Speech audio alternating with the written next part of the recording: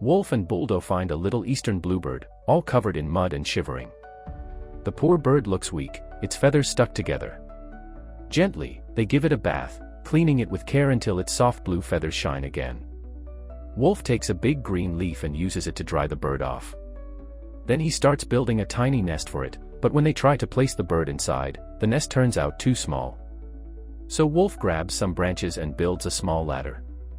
He climbs up the tall tree, finds a strong branch, and carefully sets the nest there, making sure it's safe and snug. He adjusts it with patience, tucking it just right so the little bird can rest comfortably. A moment later, the bird's partner flies in, chirping happily, grateful to see its friend safe again. The two birds sing together, and Wolf smiles. The three of them, Wolf, Buldo, and the little bluebird, decide to form a rescue team. That night, under the stars, they sit together and make a pact. From now on, they'll help any animal in trouble. They spread out a big map on the table. Wolf circles the spots where help might be needed: rivers, forests, hills. They study every location until they know it by heart. Then, they open a small rescue agency of their own, with a wooden sign outside that reads, "Little Heroes Rescue Club." Inside, ropes, flashlights, and tools line the shelves. Each of them gets a rescue uniform, bright jackets with badges stitched by Buldo himself.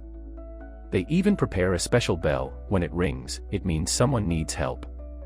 They list their goals on a board: save dogs, cats, birds, anyone in danger.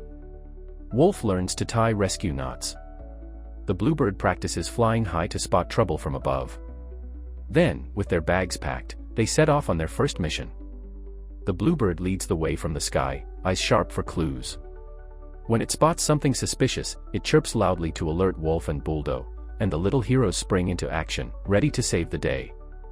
So, they find a squirrel that's fallen into the water, sitting on a rock, completely drenched. The wolf throws her a rope, holding one end himself, and gives the other end to Bulldog. Between them, he ties the rope tightly around the squirrel so she won't slip away. The rope is strong enough to handle the water's pull, and together they manage to rescue her. The squirrel is soaking wet, so they gently dry her off with a cloth. Wolf and Bulldog feel really happy about completing their very first rescue mission. They pick up their rescue gear and start heading back to their office. On the way, they see a big crowd gathered to thank them. Wolf and Bulldog quickly get ready. They put on their uniforms and badges. As they walk down the road, people on both sides cheer for them. Wolf is given a flower crown, and Bulldog receives a shiny locket as a token of appreciation.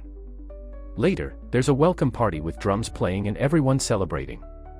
Wolf steps up on stage and gives a short speech through the mic, telling the crowd and the kids about their new rescue agency.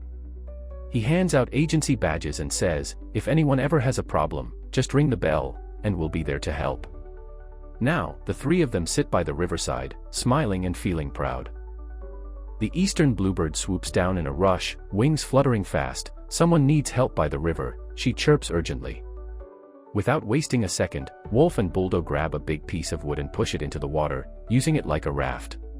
The bluebird circles above them, guiding the way with sharp calls. The little animal's cries echo faintly across the riverbank. Wolf wraps the little animal in a big green leaf, making sure it stays warm and safe from the cold. Later that evening, the rescue team gathers for a meeting. Everyone thanks Wolf for saving another life. He gently brings the rescued animal along and introduces it to the rest of the team, telling the newcomer, "We're the Little Heroes Rescue Club." The next night, dark clouds roll in and the wind begins to howl. Wolf turns to Buldo and says, "We need to check the forest, someone might need us."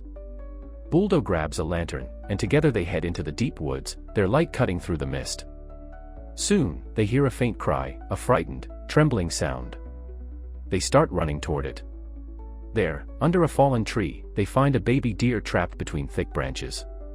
Wolf tries pulling the wood away, but it's stuck tight. With a deep breath, he and Buldo push hard together, rolling the heavy trunk aside until the deer is free. The little one stands, shaky but safe. Wolf smiles in quiet relief. They lead the deer to shelter, then build a small fire inside a hollow trunk nearby. The flames crackle gently, warming their fur and filling the cold night with a soft orange glow.